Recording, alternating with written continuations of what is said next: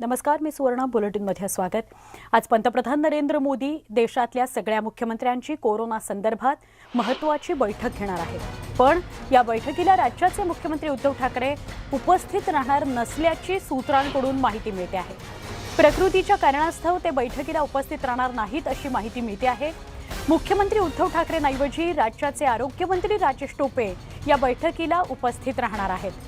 मुख्यमंत्री उद्धव ठाकरे या बैठकीला उपस्थित राहणार नाहीत या संदर्भात कोणतीही अधिकृत माहिती समोर आलेली नाही। सूत्रांकडून अशी माहिती मिळते की ते उपस्थित राहणार नाहीत, तर या पंतप्रधान नरेंद्र मोदी घेत असलेल्या बैठकीला आरोग्यमंत्री राजेश टोपे उपस्थित राहणार आहेत।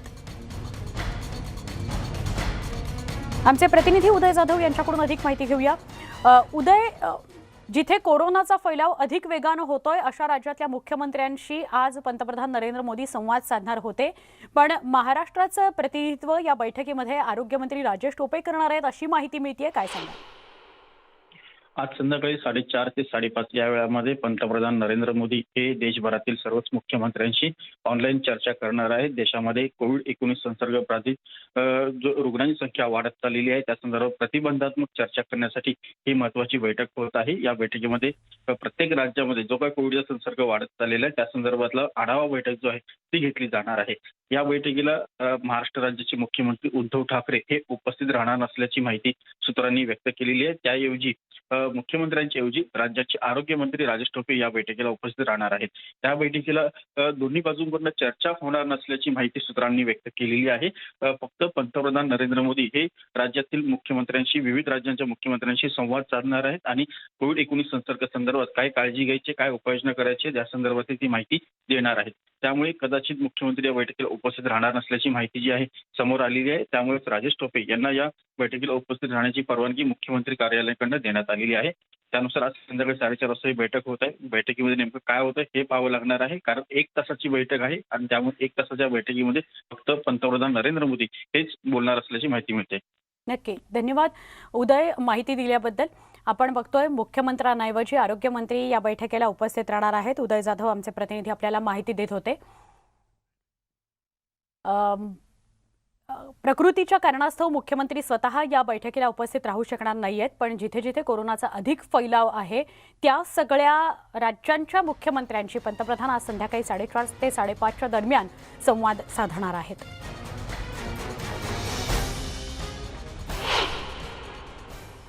पुण्यामध्ये परीक्षांच्या तारखांमधला घोळ काही केल्या कमी होताना दिसत नाही। 31 जानेवारीला आणि 1 फेब्रुवारीला म्हाडाची परीक्षा होतीये। नेमकं त्याच दिवशी आता MPSC आयोगानं अभियांत्रिकी परीक्षेच्या मुलाखतीचा कार्यक्रम जाहीर केला। म्हाडाच्या परीक्षेच्या दिवशीच मुलाखत घेण्यात आल्यानं दोन्ही परीक्षा देणारे विद्यार्थी आता मात्र गोंधळून गेलेले आहेत। आमचे प्रतिनिधी वैभव सोनवणे यांच्याशी अधिक बोलूया। वैभव, पुन्हा एकदा हा घोळ बघायला मिळतोय। या आधी सुद्धा एकाच वेळेला 2 परीक्षा देणाऱ्यांनी एकाच ठिकाणी किंवा सेंटर्स वेगवेगळी आली म्हणून असे घोळ झालेले होते आणि आता पुन्हा हा एक घोळ। सुवर्ण, हा घोळ जो आहे तो अभियांत्रिकीच्या विद्यार्थ्यांच्या बाबतीत विशेष करून होईल। याचं कारण राज्यसेवा ज्या अभियांत्रिकी पदांसाठी परीक्षा मुलाखतीचा कार्यक्रम आहे तो बरोबर MPSCच्या प्रशासकीय पदांच्या परीक्षेच्या दिवशी, म्हणजे 31 जानेवारी आणि 1 फेब्रुवारी असा तो कार्यक्रम परीक्षेचा आलेला आहे MPSCच्या। त्याच्यामुळे आता जे विद्यार्थी दोन्हीकडे अपिअर झालेले आहेत त्यांनी नेमकं काय करायचं असा प्रश्न आहे। अभियांत्रिकीच्या पदांसाठी ज्या विद्यार्थ्यांची मुलाखतीसाठी निवड झाली त्यांनी मुलाखती द्यायच्या की MPSCच्या सरळ सेवा प्रशासकीय पदांसाठीची जी लेखी परीक्षा आहे ती परीक्षा द्यायची असा प्रश्न त्यांच्या समोर निर्माण झालाय। या सगळ्याबाबत विद्यार्थी आक्रमक झालेत खरे, मात्र ते MPSC या घोळावरती काय निर्णय घेतं ते पाहावं लागेल। तुर्तास तातडीने याच्यावरती निर्णय होणं अपेक्षित आहे। त्याचं कारण ज्या विद्यार्थ्यांची दोन्हीकडे परीक्षा आहे किंवा ज्यांना लेखी परीक्षा द्यायची आणि अभियांत्रिकी पदांसाठी मुलाखतीसाठी निवड झाली त्यांची मोठी अडचण होणार आहे। नक्की नक्की वैभव, धन्यवाद माहिती दिल्याबद्दल। दोन्ही परीक्षा देणारे विद्यार्थी मात्र नक्कीच गोंधळात पडलेले आहेत, कारण अभियांत्रिकीच्या मुलाखतीचा दिवस आणि म्हाडाच्या परीक्षा 31 जानेवारी आणि 1 फेब्रुवारी या दिवशी म्हाडाच्या परीक्षा आहेत आणि त्याच दिवशी अभियांत्रिकीच्या मुलाखतीचा MPSCचा नियोजन आहे। आणि त्यामुळे गोंधळ निर्माण होतो आहे. ज्या विद्यार्थ्यांनी दोन्हीकडे अपिअर व्हायचं ठरवलेलं असेल त्यांनी काय करायचं असा प्रश्न आहे.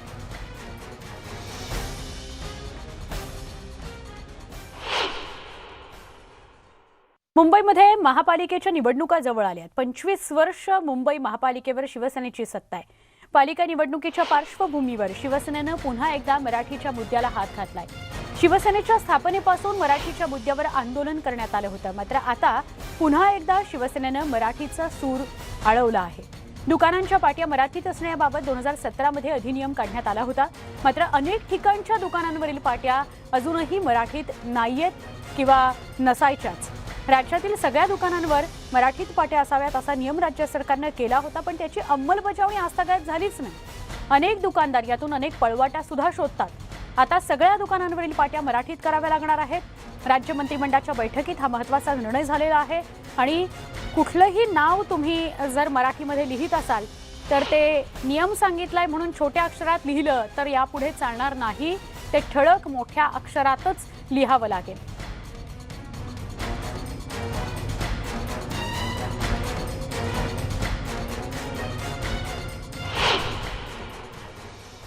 कामगार संख्या 10 पेक्षा कमी किंवा अधिक असलेल्या सगळ्या आस्थापनं किंवा दुकानांकरता देवनागरी लिपीत मराठी भाषेमध्ये नामफलक प्रदर्शित करणे बंधनकारक करण्यात आलेले आहे. दरम्यान व्यापारी संघटनांनी या निर्णयाबाबत हरकत व्यक्त केलेली आहे. हा निर्णय दुकान मालकांच्या विरोधात असल्याचं व्यापारी असोसिएशनचे वीरेन शहा यांनी म्हटलंय. मराठी ये साइन बोर्ड हम रखते हैं, मराठी लैंग्वेज का हम महाराष्ट्र में रहते उसका रिस्पेक्ट करते हैं, लेकिन उसके साथ साथ में अगर दूसरी कोई लैंग्वेज में अंग्रेजी में हो और अंग्रेजी में बड़ा हो तो वो हमें रखने का हमारा अधिकार है.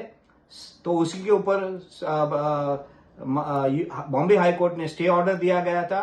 हम मुंबई में रहते हैं, मुंबई कॉस्मोपॉलिटन सिटी है, यहाँ पे हर एक किस्म के लोग आते हैं और ऐसे टाइम में जहाँ पेंडेमिक का दौरान में दुकानदारों को काफी सारे नुकसान हुआ है. 2 साल तक उनको रेंट नहीं भर पाए, लोगों को पगार नहीं दे पाए. ऐसे समय में इस प्रकार का असेंबली में बिल लाना तो ये दुकानदारों के अगेंस्ट में हो जाएगा. तो सरकार से हमारा गुजारिश है कि दुकानदारों को ये वोट बैंक पॉलिटिक्स से दूर रखा जाए. व्यापारी संघटनांकडून निर्णयाला विरोध होत असल्याबद्दल संजय राऊतांना विचारण्यात आलं. संजय राऊत यांनी याला विरोध केला तर त्यांना सरळ करू असं ते म्हणालेले आहेत. तुम्हाला मुंबईत राहायचं आहे, महाराष्ट्रात राहायचं आहे हे विसरू नका. तुम्हाला इथे राहायचं आहे, व्यापार करायचा आहे. हे काही व्यक्तिगत किंवा राजकीय भांडण नाही आहे, अशा शब्दांमध्ये संजय राऊतांनी सुनावलेलं आहे. हे प्रत्येक राज्याचा त्या तामिळ असेल, बिहार असेल, उत्तर प्रदेश असेल, बंगाल असेल, पंजाब असेल, महाराष्ट्र असेल, कर्नाटक असेल, हा त्या राज्याचा अधिकार आहे, त्या भाषेचा अधिकार आहे. त्याच्यामुळे विरोध कसला करताय तुम्ही? तुम्हाला मुंबईत राहायचं आहे, महाराष्ट्रात राहायचं आहे, विसरू नका. तुम्हाला इथे व्यापार करायचा आहे, धंदा करायचा आहे. हा काय व्यक्तिगत किंवा राजकीय भांडण नाही आहे. कोणाचं करणार नाही म्हणजे काय? दरम्यान राज्य सरकारच्या मराठी पाट्यांच्या निर्णयानंतर पुण्यातील दुकानांवर मराठी पाट्या आहेत का, त्यांची संख्या किती आहे, याविषयीचा आढावा घेतला आमचे प्रतिनिधी वैभव सोनवणे यांनी. मुंबई आणि महाराष्ट्रात दुकानांवरील व्यावसायिक पाट्या ज्या आहेत त्या मराठीमध्ये असाव्यात असा निर्णय काल कॅबिनेटनं घेतला. त्यानंतर या निर्णयावरती एकच चर्चा सुरू झाली आहे. गेले कित्येक वर्ष महाराष्ट्रामध्ये दुकानांच्या पाट्या या मराठीत असाव्यात म्हणून आंदोलनं झाली, अगदी न्यायालयीन वादविवाद झाले, कोर्टामध्ये सुद्धा ही प्रकरणं गेलीत. पुण्यातल्या मध्यवर्ती पेठांमध्ये असलेल्या व्यावसायिक आस्थापनांची अनेक ठिकाणी मराठीमध्ये नावं जी आहेत ती पाहायला मिळतात. लक्ष्मी रोड जो पुण्यातल्या सगळ्यात मोठी बाजारपेठ समजली जाते, या लक्ष्मी रोडवर साधारण 70% दुकानांवरती मराठीमध्ये पाट्या ज्या आहेत त्या पाहायला मिळतात. अगदी तुरळक दुकानं आहेत जिथं नावं ही इंग्रजीमध्ये आहेत किंवा नव्यानं झालेली जी दुकानं आहेत आता त्यांची नावं इंग्रजीमध्ये पाहायला मिळतात. पुण्यातल्या मध्यवर्ती पेठांमध्ये म्हणजे अगदी गुरुवार पेठ असेल, सदाशिव पेठ असेल, नारायणपेठ असेल, या परिसरामध्ये असलेल्या सगळ्या अगदी हॉटेल्सची, दुकानांची सगळ्यांची नावं ही मराठीमध्ये पाहायला मिळतात. नव्यानं जी दुकानं किंवा हॉटेल्स जी सुरू झालेली आहेत त्यांचीच नावं केवळ इंग्रजीमध्ये पाहायला मिळतात. आता या सगळ्या पार्श्वभूमीवरती व्यावसायिकांकडून प्रश्न उपस्थित केले जात आहेत. ज्यांची नावं इंग्रजीमध्ये आहेत त्यांनी ही नावं मराठीत केवळ देवनागरी लिपीमध्ये इंग्रजी शब्द लिहायचे की ते मराठा अर्थाचे शब्द लिहायचे आहेत आणि जर केवळ देवनागरीमध्ये ही नावं लिहायची असतील, एनरिच फॅशन हे जर मराठीमध्ये लिहायचं असेल तर त्यानं मराठी मोठी कशी होणार असाही प्रश्न आहे. अनेक ठिकाणी जी नावं आपण पाहतो किंवा पाट्याच्या पाहतो इंग्रजी शब्द असतील, मात्र हे इंग्रजी शब्द देवनागरी लिपीमध्ये लिहिलेत, मग त्याला खरंच मराठी पाटी म्हणायचं का? असे अनेक तार्किक प्रश्न या निमित्तानं उपस्थित होत आहेत. व्यावसायिकांचे काही आक्षेप नक्की आहेत, मात्र या तार्किक प्रश्नांची उत्तरं या निर्णयामध्ये यानंतर जो कायदा होईल त्याच्यामध्ये लक्षात घेण्यात येतील असा सगळ्यांना प्रश्न आहे. जर ती घेतली नाहीत तर मग या निर्णयाचं नेमकं फलित ते काय असाही प्रश्न या निमित्तानं उपस्थित होतो. व्हिडिओ जर्नलिस्ट सचिन अंसाटेसह वैभव सोनवणे, न्यूज 18 लोकमत, पुणे. आता एक धक्कादायक बातमी आहे बुलढाणा जिल्ह्यातून. रेती माफियानं एकाला घरात घुसून विष पाजल्याची धक्कादायक घटना घडली आहे. रेती वाहतुकीला विरोध का करतो असं म्हणत युवकाला रेती माफियांनी विष पाजलं.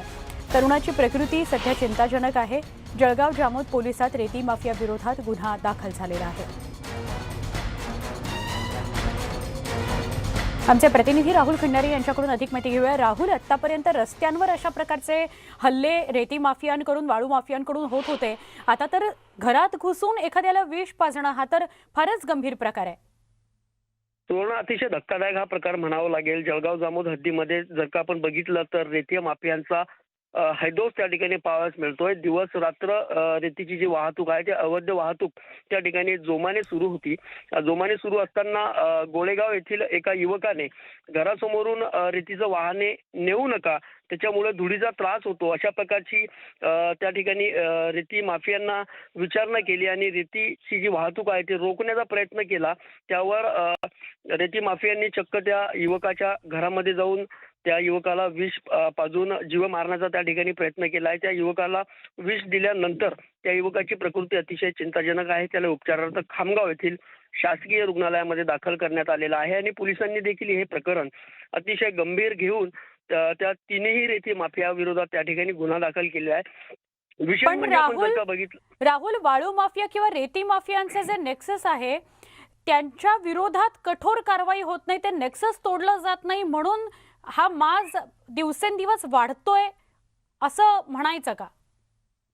नक्कीच याला आपण म्हणू शकतोय, कारण की महसूल प्रशासनाचं या ठिकाणी असभ्य असं दुर्लक्ष होत आहे. दिवस रात्र या ठिकाणी मोठ्या प्रमाणात रेतीची अवैध वाहतूक होत असताना देखील स्थानिक तहसीलदार असतील, स्थानिक उपविभागीय अधिकारी असतील यांचं पूर्णपणे त्या ठिकाणी दुर्लक्ष आहे आणि काही प्रमाणात या ठिकाणी आपण जर का बघितलं तर राजकीय पाठबळ देखील या रेती माफियांना मिळत असल्यामुळं त्यांची एवढी राजरुदोरपणे या ठिकाणी वाहतूक सुरू आहे असंही आपण याला म्हणू शकतोय. सुवर्ण, राजरोसपणे वाळू माफिया आपलं काम करतात आणि अक्षम्य दुर्लक्ष याकडे सगळ्या प्रशासकीय यंत्रणांचं होतं, त्यामुळे हे प्रकार वाढत चाललेत. राहुल, धन्यवाद, आपण सविस्तर माहिती दिलीत त्याबद्दल.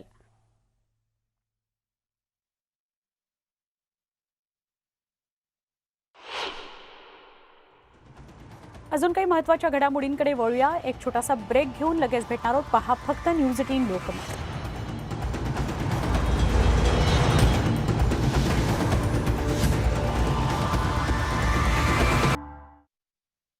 पुण्यामधून बातमी आहे. पुण्यातील धायरी परिसरामध्ये अपघात झालेला आहे.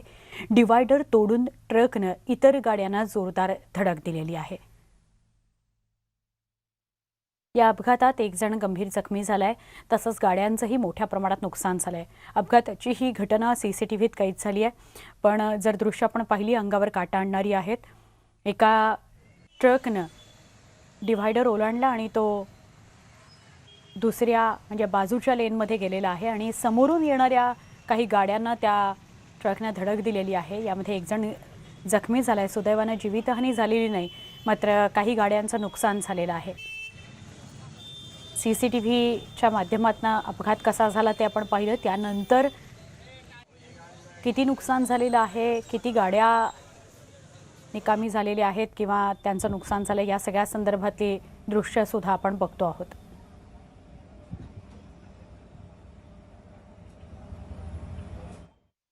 पुण्यातील पौंफाटा या ठिकाणी किंवा वेताळ टेकडी इथं सकाळी पाण्याच्या खाणीमध्ये एक युवक पडल्याची घटना घडली. मांजरीला वाचवताना तरुणाचा तोल गेला आणि तो खाडीतल्या पाण्यात पडला. खोल पाण्यात पडल्यानं तरुण जखमीही झाला. त्याला अग्निशमन दलाकडून जवानांनी रस्सी आणि तराफाचा वापर करत जखमी अवस्थेत बाहेर काढलं. त्याच्यावर सध्या रुग्णालयात उपचार सुरू आहेत.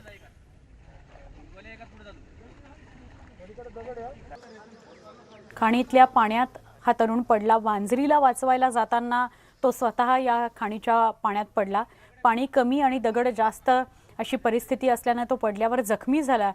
मग दोरखंड आणि तराफा याच्या सहाय्यानं त्याला अग्निशमन दलाच्या जवानांनी बाहेर काढलं. तो जखमी अवस्थेत असल्यानं सध्या रुग्णालयात त्याच्यावर उपचार सुरू आहेत.